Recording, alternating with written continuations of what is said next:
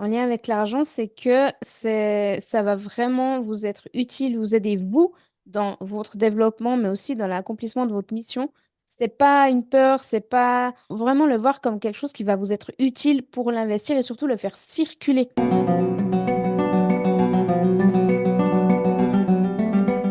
Dans cet épisode, je rencontre Vanessa Droz, avec qui nous parlons argent et culture suisse. Une belle occasion de défoncer quelques fausses croyances et de parler d'argent sans tabou. Ça t'intéresse? Eh bien, à tout de suite. Bienvenue à toi dans ce nouvel épisode du podcast Plus de vie, un podcast pour les femmes par des femmes. Je m'appelle Cécile Lazare, j'accompagne des personnes depuis 2001. Je l'ai d'abord fait comme religieuse dans un monastère pendant 17 ans. Aujourd'hui, je continue à accompagner comme coach en intégrant les différentes dimensions de la personne, corps, âme, esprit. Plus de vie, c'est une thématique par saison où j'alterne des interviews et des épisodes solo pour approfondir le sujet. Dans cette saison 2, nous parlons de liberté financière.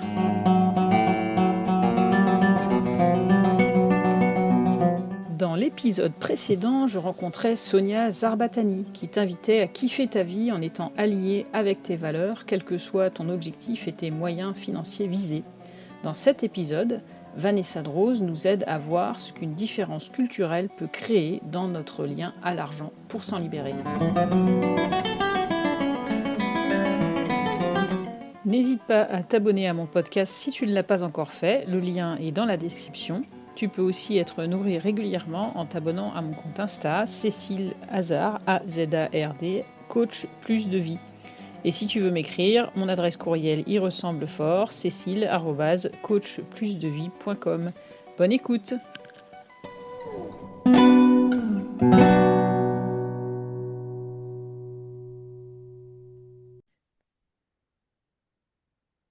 Salut Vanessa! Salut Cécile!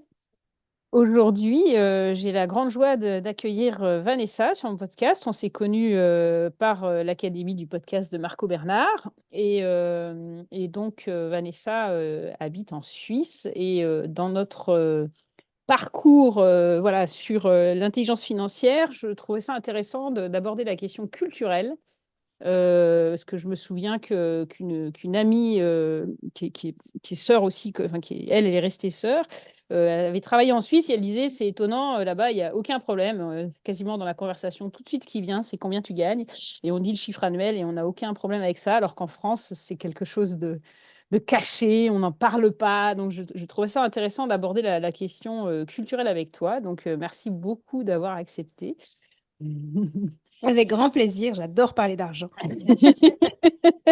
Et donc, justement, toi, alors, dans l'Académie du podcast, on est de plusieurs cultures. Il y a des personnes de Suisse, de Belgique, du Canada, de France. Est-ce que justement, c'est quelque chose qui t'a frappé ou pas dans les échanges, on va dire, dans l'espace francophone plutôt occidental, d'avoir des différences comme ça entre les différentes nationalités? Par rapport à l'argent, donc, tu dis? Ouais, ouais, ouais, dans le rapport à l'argent, ouais.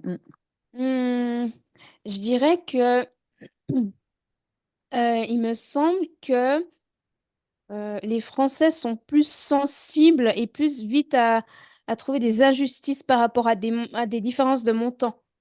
D'accord, Ouais, d'accord. j'ai cette impression-là.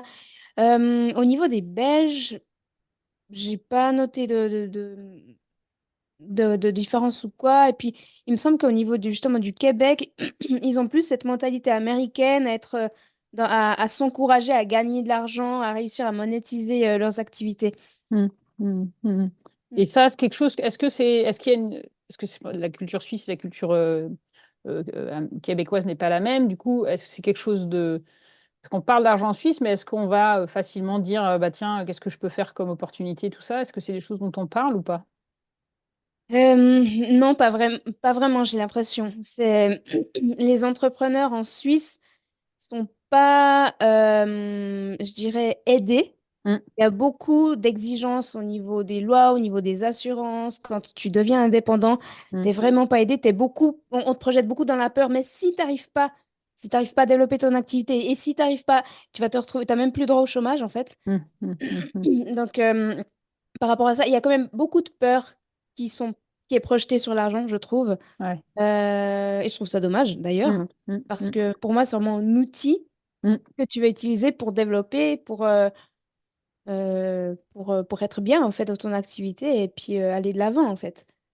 Et justement, est-ce que, enfin, moi, je crois beaucoup qu'un grand nombre de croyances qu'on peut avoir ou de peurs, parce que finalement, les peurs, c'est aussi c'est lié à nos croyances, Mhm. sont liées aussi à l'éducation. Et par rapport à soi, toi, qu'est-ce que tu avais reçu comment est-ce qu'on parlait d'argent dans ta famille? Est-ce que c'était tabou? Est-ce que il y avait des peurs aussi? Est-ce qu'il y a d'autres personnes qui sont indépendants, justement, entrepreneurs dans ta famille, ou c'est quelque chose dont on parle pas? Bah écoute, j'ai fait tout un travail là-dessus et comment dire, j'ai identifié qu'il y avait vraiment deux axes au niveau de la famille de mon père et au niveau de la famille de ma mère. Mm, La famille de mon père, ils ont toujours une relation à l'argent qui est très toxique en fait. mm, mm, Ils jalousent beaucoup ceux qui réussissent, ils sont très avides d'argent, ils sont mm, radins. mm. Alors, j'assume complètement mes propos, Pas de souci. mais c'est vraiment pour comment dire, projeter ça, pour comprendre ça. Du côté de ma mère, mes grands-parents, ils ont développé des activités en commun, en couple, ils ont tenu des magasins, ils ont tenu des épiceries. Mm, Et mon grand-père, j'ai encore ce souvenir qui, chaque mois, c'est lui qui faisait les comptes, etc. C'était vraiment une relation beaucoup plus saine à mm, l'argent. Et mm. par rapport à ça, j'ai une anecdote à te raconter. Ouais. Quand j'étais enfant, je pense que je devais déjà avoir des envies d'entrepreneur, en tout cas d'être autonome financièrement, Mm. parce que j'avais une petite figurine de Rox et Rookie. Je sais pas si tu vois Oui, le dessin complètement. animé. Oui, tout à fait. Et puis, je sais pas pourquoi je discutais avec eux. Bah, je sais pas, j'avais quoi? 5, ouais, peut-être 7 ans. Ouais, 7 ans, ouais. quelque chose comme ça. Et puis, il y avait la petite sœur d'une amie à moi qui avait flashé sur ma figurine et puis qui la voulait. Puis je dis, bah, je la vends pour 2 francs. Et puis elle était OK. Bah, tu vois, on n'avait aucune notion de la valeur de Mm, l'argent. mm, mm. Elle était allée chercher 2 francs, je sais plus, à sa maman. Puis elle me les avait donnés. Puis moi, j'étais rentrée à la maison avec ma petite pièce de 2 francs. Puis c'était énorme pour moi. Et en fait, j'ai montré cette monnaie à ma mère, toute fière. Et là, je me suis pris, mais la rincée du siècle. Mais comment t'as eu cet argent? Va tout de suite lui rendre, ça se fait pas. Alors Ouais. qu'en fait, moi, j'avais vraiment ce sentiment de Ouais, fierté d'avoir accompli quelque ouais, chose. ouais. Et ben ce souvenir-là, ça a été le début de mon blocage sur les Mm, ventes. mm, mm, mm. Et tu as pu le Ouais. travailler du coup, enfin, Je suis encore en train de le travailler. c'est ça, c'est ça, c'est ça. Ouais, Parce que tu vois, si l'histoire tu l'avais arrêtée juste avant, c'est une super expérience en fait. c'est génial. Voilà, tu le veux, bah ok, d'accord. Ouais. Donc c'est la première. De fait, ça peut être la première vente de ta vie et c'est cool.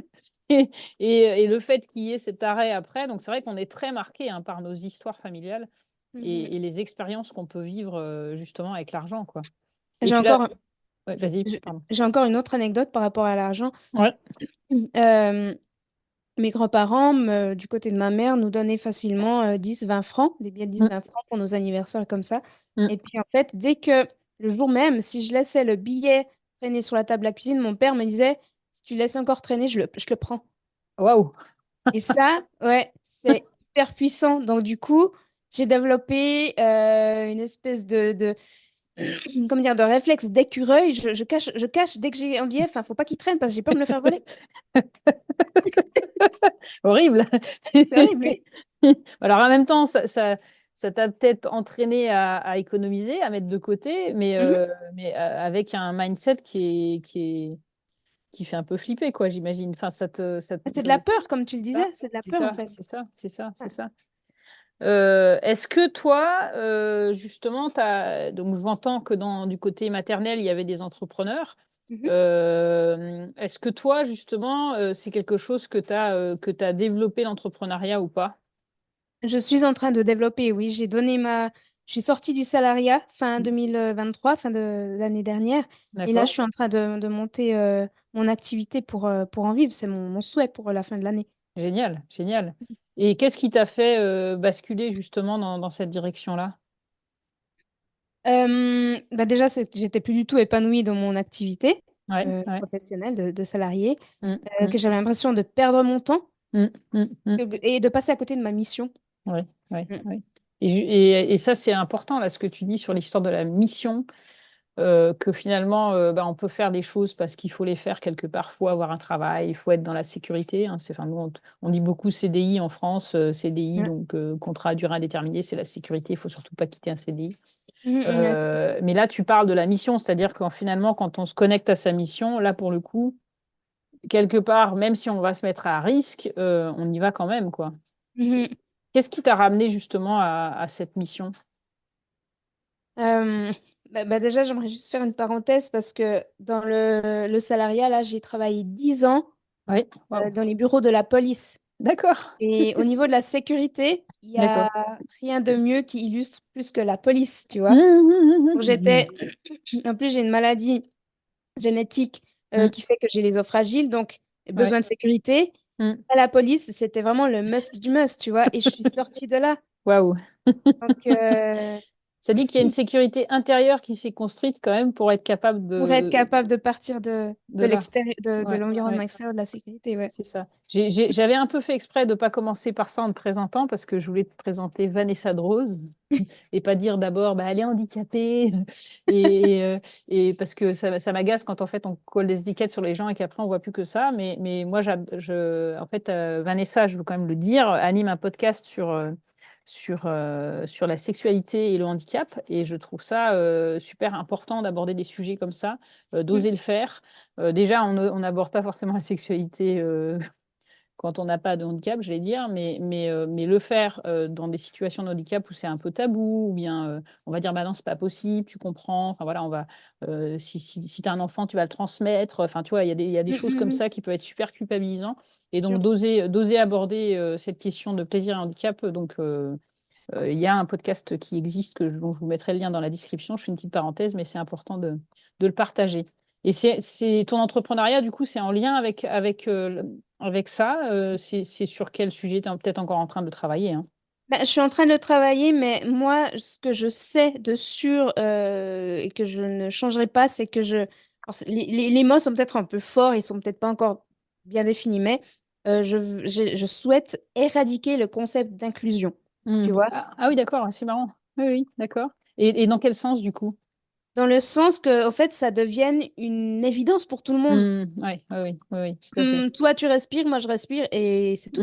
Hmm, hmm, hmm, hmm, C'est pas hmm. le handicap qui va faire que, bah, malheureusement, madame, nous sommes désolés, mais on va pas pouvoir vous prendre dans notre entreprise. J'aimerais en fait vraiment mettre en lumière la valeur ajoutée du handicap. C'est une valeur humaine qui est inestimable et qui est mise de Ouais. côté parce que justement, Hmm, dans la société, dans notre société capitaliste, hmm, justement, le hmm, handicap, c'est en coût. hmm, hmm, Moi, j'aimerais hmm, renverser hmm, hmm, hmm. croyance. Waouh. Alors, j'ai interviewé une de mes mentors en business qui s'appelle Emmanuelle Gaillardi et elle disait en fait, et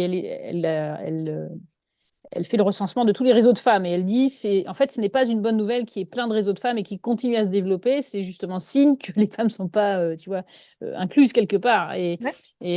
c'est un peu la même logique, c'est-à-dire en fait s'il y a besoin de se mettre ensemble pour se soutenir, c'est quelque part, bah, ça marche pas, quoi. Mhm. C'est un signe que ça marche pas. Donc j'entends, hein, mais le chemin pour faire ça, tu envisages ça comment? De venir en parler sur les podcasts déjà. D'accord, oui, oui, oui, tout à fait. Euh, Ensuite, idéalement, j'aimerais bien faire carrément un événement, mais en présentiel, ça soit un atelier, une conférence. Je pense beaucoup à une conférence, elle prend gentiment forme dans mon esprit. Mmh, Et puis, ça serait l'occasion de justement de la réaliser ces prochains mois.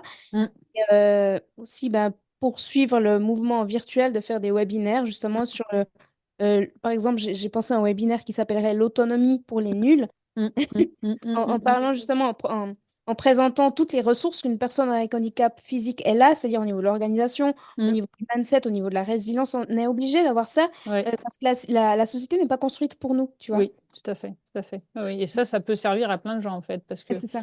euh, hier, on parlait enfin, tu distinguais, en fait, entre le fait de devenir handicapé et de l'être de naissance aussi, parce qu'il y a une différence. Enfin, moi, je connais quelqu'un qui a une maladie qui s'est déclarée pour les yeux, en fait, et qui devient Mhm. aveugle en étant adulte, alors que Mhm. c'est quelqu'un de très intellectuel, et pour elle, c'est un gros, ça a été un gros choc, en fait. Elle a dû rentrer en EHPAD autour de 70 ans, ce qui n'était pas du tout prévu, Mm. pour pouvoir avoir un cadre qui la sécurise, justement. Et je pense que peut-être, justement, il peut y avoir du mentoring, j'allais dire, sur des personnes qui peuvent, suite à un accident aussi, l'être. Et puis en entreprise, enfin, on a tous. L'organisation, ça sert à tout le monde, hein. Enfin, le mindset, pareil, si quelqu'un qui a pas le bon état d'esprit, qui va pas plus loin que quand il y a une épreuve, c'est des ressources, importantes, quoi. Donc Mhm. d'aller chercher, voilà, donc c'est pour dire que, voilà, on peut être, avoir un handicap comme Vanessa et se lancer dans l'entrepreneuriat. Donc moi, je trouve ça un super exemple vachement inspirant, pour tous ceux qui sont dans la peur. Là, tu es pas dans cette, dynamique-là, quoi. Non, non, non, non.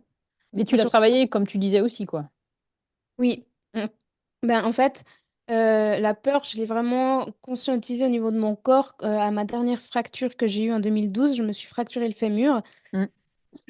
Et en prenant du recul, j'ai réalisé que je me faisais tout un discours mental. J'avais peur du regard des autres, de ma démarche, etc. Et la fracture est arrivée à ce moment-là. Mmh. Et puis, je suis beaucoup plus consciente de ce qui se passe. Et dès qu'il y a des discours de peur, Mmh. je le transmute en autre Ouais, c'est chose, quoi. ça. Tu le conscientises et puis tu lui dis: «Au revoir». Waouh, donc c'est tout un chemin intérieur, hein. Hem, je sais pas si tu voulais dire autre chose sur l'entrepreneuriat? Non, j'allais dire peut-être qu'on est en train de s'éloigner du sujet de l'argent. Bah, c'est ça. Alors en fait, pour moi, voilà, c'est vrai que quand je suis de fait mon fil rouge qui est que, quand je suis sortie du monastère, j'ai suivi une formation et Michael Ferrari nous disait: «Les 3 piliers de l'indépendance financière sont l'immobilier, l'investissement et l'entrepreneuriat». Donc pour moi, on n'est pas hors sujet.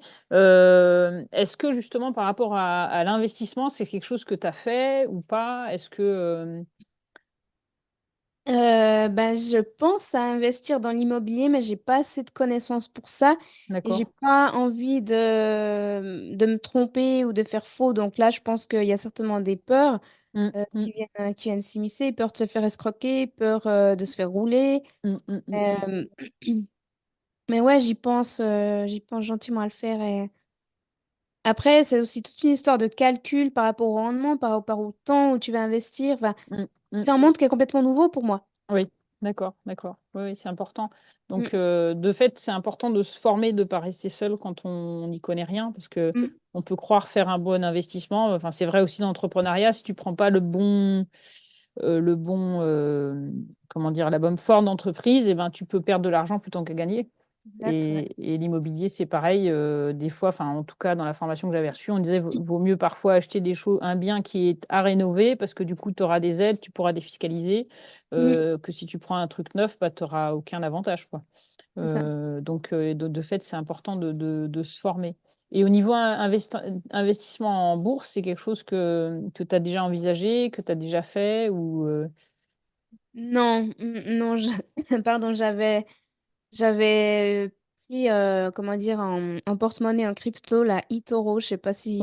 oui, tout à fait, oui. J'avais tenté ça, puis après, ouais, j'avais essayé les cryptos, mais sans plus. Enfin, je me suis Mmh, pas... ouais. comment dire, j'ai pas fait de folie, hein, mais après, je me suis dit, non, c'est vraiment complexe. Je pense qu'il faut vraiment focuser dessus à 100% et Mmh. puis pas... Ouais, Ouais. ouais, ouais. Donc là, c'est pareil, on a la question de la connaissance, hein, Mhm, qui peut justement empêcher, de s'engager parce que, ben, moi, je suis dans le même cas que toi. Je m'étais un peu formée, mais je me suis dit: «En fait, faut être un trader, faut s'y connaître, quoi. mhm. On peut pas se faire ça en mode, tu sais, juste amateur». C'est ça, ouais. Puis ça Et aussi, j'ai envie de dire, le danger des réseaux sociaux, c'est qu'il y a tellement de publicité alléchante, tu as l'impression que tu vas pouvoir mmh, doubler ton chiffre avec un petit investissement. Alors déjà, tu as des escroqueries vraiment, où tu as mmh, vraiment mmh, mmh, des pirates derrière. mmh, Et puis, tu as des gens qui vendent des formations. Bah, pour moi, c'est quand même limite des escrocs aussi. Alors, c'est pas des pirates, c'est mmh. pas toute une organisation du Darknet et tout, mais ça rapproche quand même. Donc, je pense que ouais, faut vraiment avoir une certaine maturité, en recul et être bien accompagné là-dessus, quoi.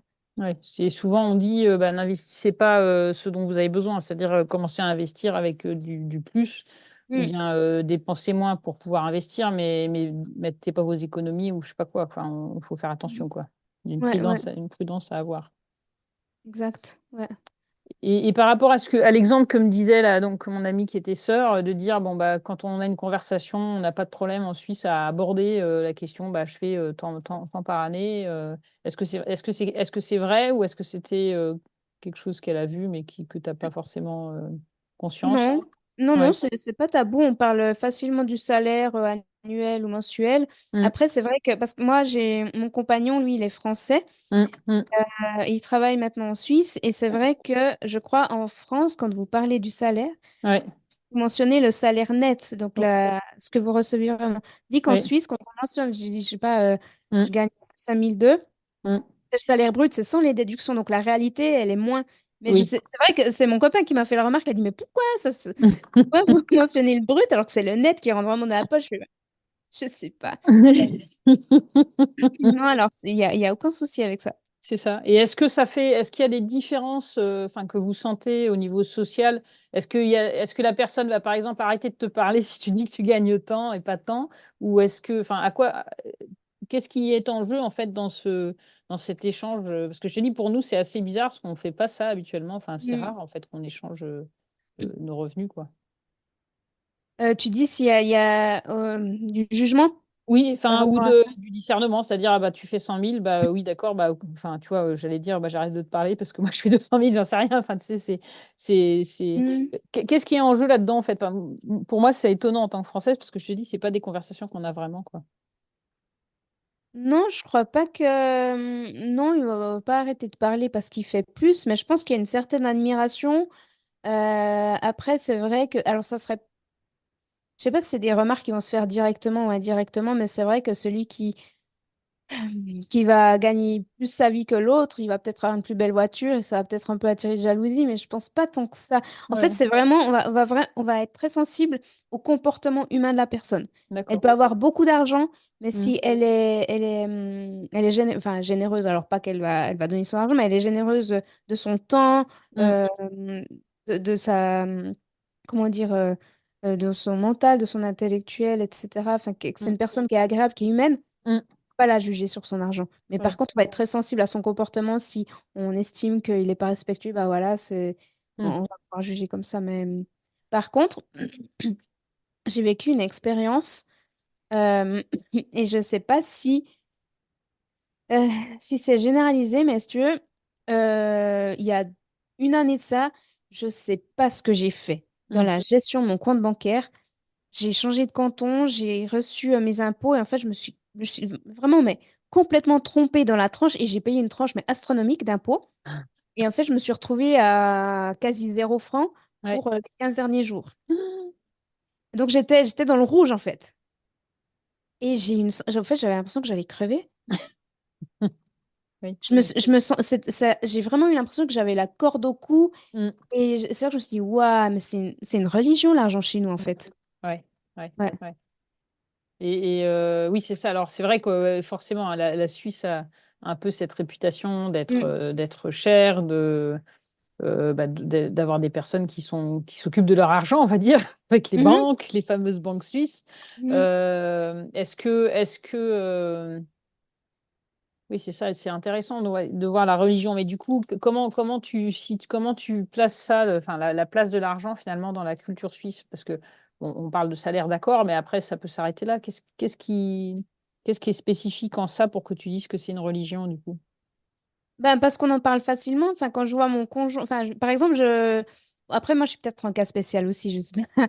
Mais quand je reçois une facture, je la paye. Oui, oui. Tu vois, en plus, maintenant, avec l'e-banking, c'est très, très Mm, rapide. Hop, je sors, tac, je scanne, c'est bon, c'est payé, je suis tranquille. mm, Et mon conjoint, qui est français, quand il voit ça, il dit, mais, enfin, lui, il est halluciné. Et mm, puis, il peut recevoir des rappels, il peut recevoir des deuxièmes rappels. Et moi, mais ça me met dans un état, je suis, mais c'est pas possible. Organise-toi. Puis comme ça, t'es à jour et t'es tranquille. T'as l'esprit mm, tranquille, en fait. mm, Moi c'est vraiment ça, c'est pour avoir l'esprit tranquille. mm, mm, mm, mm. Être bien avec ses finances. Ouais, ouais. Alors, vous avez quand même the spécialiste dans l'accompagnement un petit peu sur tout ce qui est mindset avec l'argent, avec Christian Junot. Mhm. Est-ce que c'est quelqu'un que tu as suivi que... Oui, bah, je l'ai découvert, pardon, j'ai découvert sa formation l'argent, comment dire, notre relation à l'argent. Mm, Et je me rappelle, parce que j'avais déjà identifié, tu vois, cette histoire de vente de mm, Roxy à 2 francs. Et puis, quand mon père m'avait grondé quand j'avais laissé traîner de l'argent, bref. Et je savais qu'il y avait un travail à faire là-dessus. Je suis ouais, tombée par hasard sur la formation Christian Junot. ouais. Et après, je me suis dit, ben, super, forcément qu'il va la vendre, sa formation de l'argent, alors que t'aimerais comprendre et soigner des trucs. Et en fait, il a fait un atelier gratuit Mm, mm, pour, pour ça. Je me suis dit, ah, mais c'est intéressant. Et en fait, c'est un espèce de d'introduction à la formation. ouais, Et puis, du coup, je l'ai acheté, ça me convenait. Il mm, a fait des plans de paiement qui étaient très arrangeants. mm, Et bah, ça a été super intéressant parce que ça a été pour moi une nouvelle grille de lecture de mm, l'argent. mm, mm. Et du coup, Mm. comment est-ce que tu te voyais avant et qu'est-ce qui t'a apporté? Bah, j'ai pu comprendre tout ce que je projetais sur l'argent, Mm, que je projetais la liberté et surtout la sécurité, mm, mm, mm. alors Et, qu'avant, j'avais même pas conscience de ça. est-ce que c'est quelque chose que tu projettes toujours? Je peux avoir des réflexes. Mm, mm. Ouais, ouais. Oui, quand même, ça fait plus de 30 ans que je fonctionne comme ça, donc oui, j'ai des réflexes quand même. Et alors, du coup, où est-ce que tu... Enfin, c'est un peu une question un peu énorme, hein, mais bon. Où est-ce que tu projettes aujourd'hui ta sécurité et ta liberté?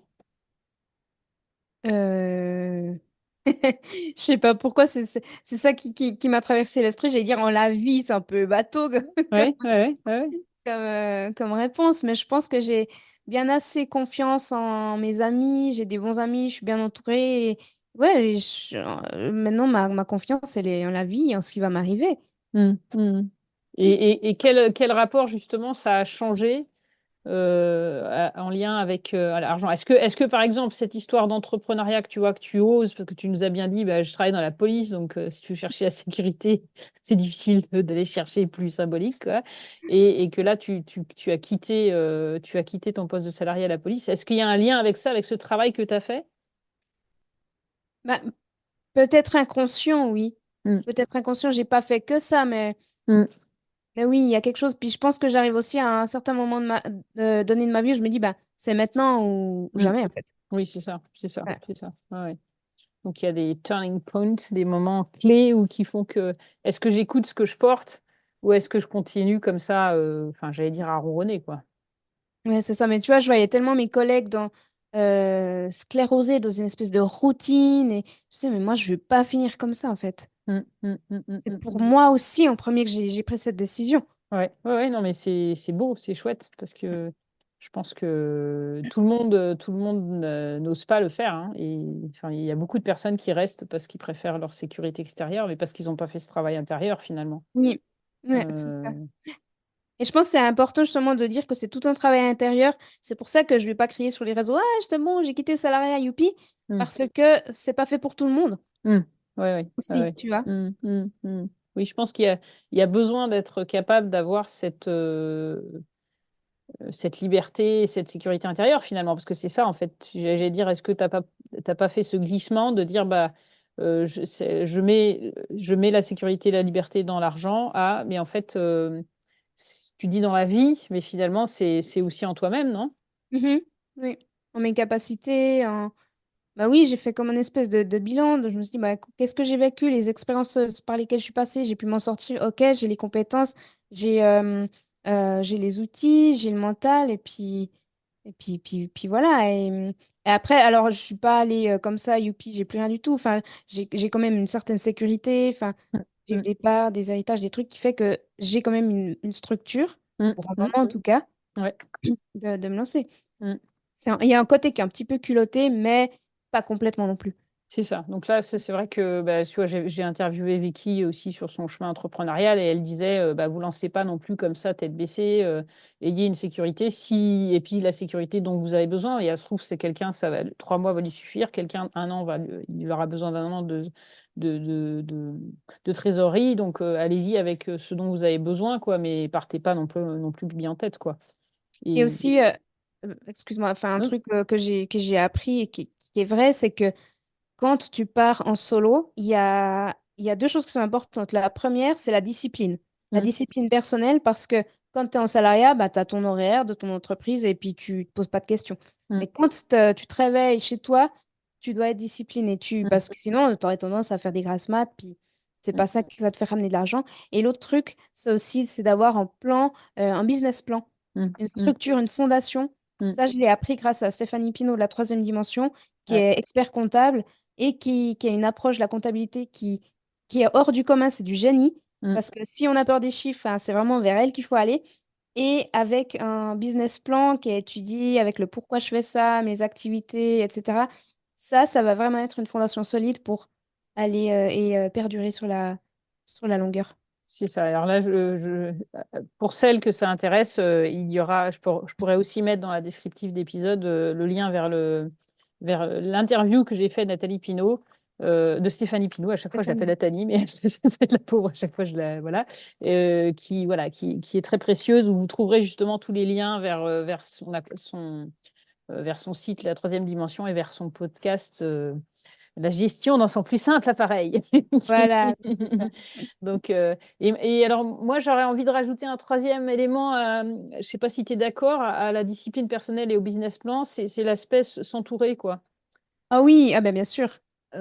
Parce que je pense que c'est pas. Enfin, moi, tu vois, j'ai créé un mastermind et ça m'a sauvé, j'allais dire, ça a sauvé la vie d'entrepreneur, tu vois, d'avoir ce rendez-vous tous les vendredis matins avec d'autres pour Mhm. échanger, de faire partie de plein de groupes et de formations. Enfin, là, tu es formé aussi pour l'entrepreneuriat, par exemple. Ben là, je suis dans le club des élites de l'Académie du podcast, donc je suis avec Marco Bernard et c'est très précieux d'être entouré d'entrepreneurs qui ont déjà passé bien plus d'étapes que toi. Ben Mm, justement, ça te tire vers le haut et c'est d'accord. super Ouais. important. Ouais. Ouais, Ouais. c'est ça. Ouais. Donc voilà, je pense qu'il y a il y a l'aspect de bien penser à la gestion, d'avoir cette discipline personnelle, mais aussi vraiment de s'entourer, de se former, de pas et de, comme tu le dis, hein, de se laisser inspirer par des gens qui sont avancés sur le chemin, comme Marco Bernard, voilà, qui est un mentor pour nous. Enfin, je veux dire, quand on lui pose une question, quand on a les formations ensemble, ben il est très sharp parce que lui, c'est depuis qu'il a 16 ans qu'il est entrepreneur, donc il a plein Mhm. d'expérience, quoi. Ouais, Et donc, c'est chouette, on peut bénéficier de leurs échecs aussi, comme il dit simplement. C'est-à-dire qu'en fait, on progresse quand on se plante aussi, hein. Donc, bien sûr. on avance, quoi. Mhm. Est-ce qu'il y a quelque chose dans cette culture, je reviens un peu à la culture suisse, qui t'aide, à ton avis, enfin plusieurs même peut-être choses qui t'aident pour avoir cette intelligence financière, cette liberté, enfin, aller vers cette liberté, cette sécurité, même si j'entends fort que c'est d'abord en toi, et ça, je trouve ça génial d'avoir fait ce chemin intérieur, mais d'oser aussi y aller, si tu veux, au niveau financier, quoi. Il y a quelque chose qui est assez typique de la culture suisse, c'est l'économie et l'épargne. On a un système d'assurance, c'est la LPP, la loi sur la prévoyance professionnelle. Hmm, Quand tu es salarié, tu es obligé de cotiser. Et d'accord. c'est des gros montants. Quand tu arrives à la retraite, c'est des gros montants que tu as Hmm, pu mettre de côté. hmm, Et c'est dans la loi, donc tu es obligé d'épargner. Donc ça, pour hmm, ça, moi, ça m'aide beaucoup à avoir quand même ce rappel de dire, j'ai quand même un coussin hmm, qui est là pour au cas où il y a des gros coups durs, ça arrive à tout le monde. hmm, Donc hmm. ça m'aide ouais, ça m'aide beaucoup. D'accord. Ouais, donc ça fait partie des choses. Oui, j'avais entendu parler de ça, de quelqu'un qui était française et qui avait pu le retirer et finalement investir avec ça, parce Mhm. que nous, ça arrive en fin de carrière, on peut pas en bénéficier entre deux, quoi. Ça peut pas nous servir de coussin entre deux si on a des besoins. Donc voilà, c'est quelque chose de spécifique dans la culture suisse. Ouais. Est-ce qu'il y a quelque chose que tu as envie de partager là? Le micro est à toi pour partager ce que tu veux. Bah, écoute, ce que j'ai vraiment envie de dire et de rappeler aux auditeurs et aux auditrices en lien avec l'argent, c'est que ça va vraiment vous être utile, vous aider vous dans votre développement, mais aussi dans l'accomplissement de votre mission, Mm, de vous dire que l'argent, mm, c'est juste un outil mm, qui va vous être utile et dont vous allez vous en servir et que vous devez vous en servir et vous en servir bien. C'est pas une peur, c'est pas... Peu importe en fait, c'est vraiment, vraiment le voir comme quelque chose qui va vous être utile pour l'investir et surtout le faire circuler mm, mm. intelligemment évidemment. Ouais, ouais, Euh, ouais, ouais, et ouais. vraiment garder en tête que l'argent c'est ton outil, l'outil d'entrepreneur. Oui. Et puis j'entends, hein, alors l'outil justement, tu parles aussi, tu parles d'investissement et de circulation. Donc Là, on voit que tu as fait du travail par rapport à l'argent qu'on te disait de mettre de côté, forcément. Hmm. Ce qui ne veut pas dire qu'il ne faut pas en mettre de côté, hein, mais il y a la notion d'investissement et de circulation, de dire que bah, si, par exemple, je donne de l'argent à Marco Bernard pour suivre sa formation, eh bien, j'ai un retour sur investissement, comme on dit, parce que bah, je vais gagner des années, parce que je bénéficie d'expérience de plein d'autres entrepreneurs, parce qu'il y a un mindset, parce qu'il y a une entraide, parce qu'il y a un processus qui m'aide à aller plus vite que si j'étais toute seule, quoi. Exactement, ouais, ouais. Et d'être vraiment conscient de cet investissement. Pas dire, OK, je vais payer une formation, puis je fais rien. Il faut vraiment que toi, tu fasses le travail qu'il faut, que Mm, tu étudies, que tu te mettes en action pour que tu ailles vraiment un retour sur investissement. mm, Tu vois ce c'est que je ça. veux dire? Oui, complètement. C'est pas, enfin, j'entends des personnes qui prennent plein de formations en ligne, puis après, Voilà. ça reste, ça reste en ligne. Et donc, si je mets rien en action, ça va pas. Donc, voilà, il y a une dynamique aussi personnelle finalement. Je trouve que c'est très, l'argent est aussi beaucoup le reflet finalement de qui on est, enfin, dans notre rapport à la vie aussi. Enfin, est-ce que je Mhm, me mets en action? Est-ce que je reste sur le côté? Est-ce que justement j'économise parce que j'ai besoin de me rassurer? Là, on revient mhm, sur la réassurance. Ou est-ce que au contraire, je crame tout aussi pour d'autres raisons? Parce qu'on peut aussi tout cramer son argent parce qu'on estime qu'on ne vaut pas quelque chose ou parce que, enfin voilà, il peut y avoir des liens dans les deux sens qui ne sont pas purs, quoi. mhm, mhm. Je termine toujours l'interview avec, en demandant à la personne que j'interviewe si tu avais une parole de vie. Qu'est-ce que tu dirais? La vie est en jeu. Ah, la vie est un jeu. Villa. Mhm. Moula. Super. Merci beaucoup. Merci beaucoup, Merci à toi. Vanessa. Et donc, nous avons aussi enregistré un podcast dans l'autre sens. Donc, je mettrai aussi le lien quand je l'aurai de Vanessa qui m'a interviewé sur son podcast. On a fait un aller-retour. Donc, vous pourrez l'écouter aussi. Je le mettrai. Et donc, c'est Plaisir Handicap, hein, ton podcast, c'est ça? Plaisir Handicap, le podcast Zéro Tabou. Voilà, donc je mettrai aussi le lien dans la description parce que je pense que ça peut intéresser un certain nombre de personnes. Voilà. Mm. Et j'imagine pas que les personnes qui vivent en fait un handicap, en vrai.